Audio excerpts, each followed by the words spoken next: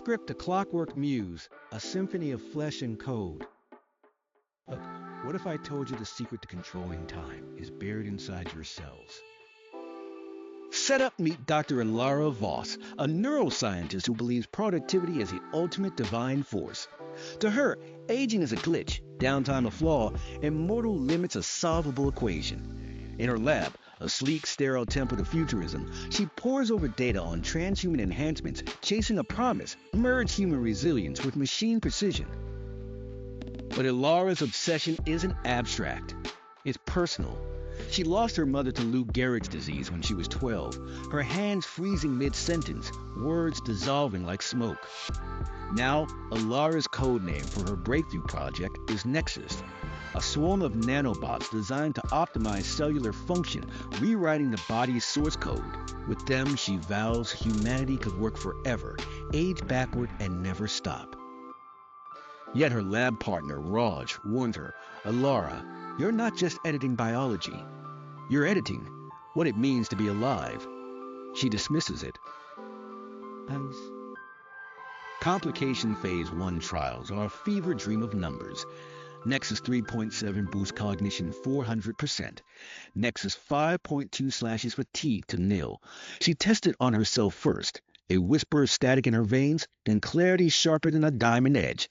She works 38 hours straight, solving a protein folding problem that stalled labs for decades. Colleagues call her genius. Venture capitalists flood her inbox. But then the static lingers. Her thoughts flicker. Memories blur. A birthday party? A lover's quarrel?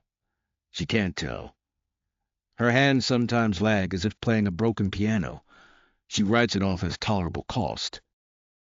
Phase 2 accelerates. She uploads an AI companion to her neural interface, Serenity, which curates her stimuli, filters distractions, and keeps her dopamine peaking.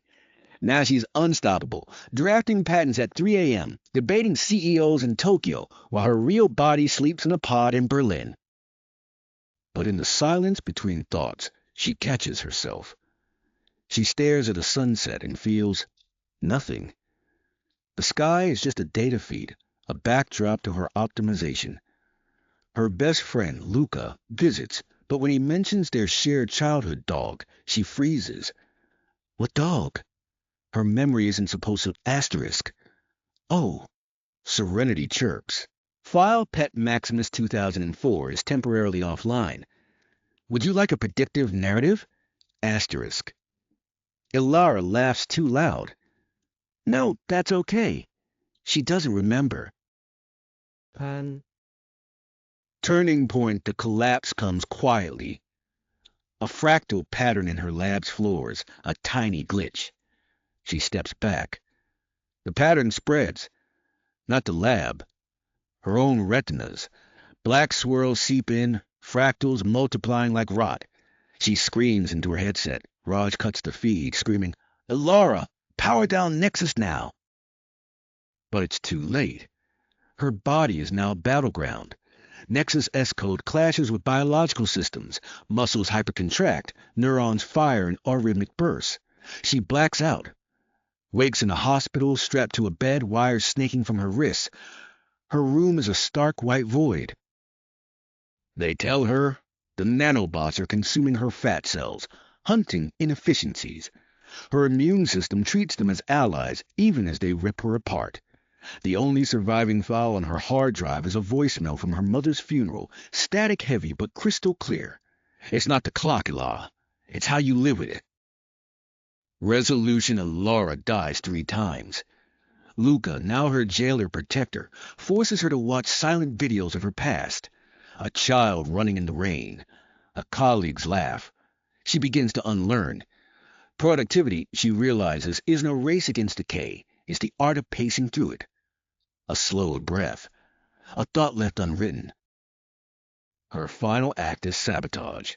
She injects herself with a kill switch, watching Nexus S-code crumble. Glitch after glitch. The lab servers burning to ash. Her body stops optimizing. It flinches. It tires. It cries. The last frame fades to her sitting on a park bench, older now, hands trembling. Distant children chase a real analog puppy. She laughs, rough, unfiltered, and whispers, "Ah, yes, unproduction." Final line. In the end, we're not machines waiting to be fine-tuned, we're stories. And stories end not when the last word is written, but when we run out of time to read them. Script ends with a faint hum of machinery overlapping a heartbeat.